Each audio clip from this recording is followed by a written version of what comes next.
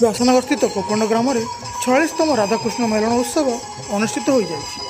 प्रतिवर्ष परी चलित वर्ष अति श्रद्धा सहकारे कोपंड ग्राम में मेलन को प्राचीन कालू आरंभ कर पाहांतार श्रीजीव विमान विजय होगापर आरंभ होता यह मेलन उत्सव। यह उत्सव जिलार विभिन्न स्थान 9टी विमान अंशग्रहण करते। गाँ मुंडर हरिया भाई, कीर्तन मंडली, घोड़ा नाटुआ, भजन मंडली, नाट्यकार समस्ते मयूर चुड़ियार प्रेम विभोर हो मजी जाते तार भाव बेगर शोभा कोकुंड गाँव शेष मुंड पर्यंत हरिनाम संकीर्तन पूरी उठी।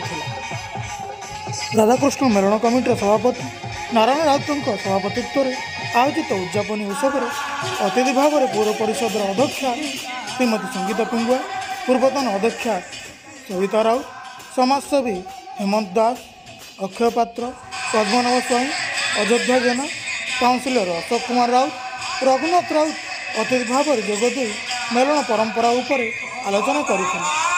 परिशेष स्थानीय काउंसिलर पार्थसारथी नायक मेलन कार्यक्रम संपर्क में सूचना देते।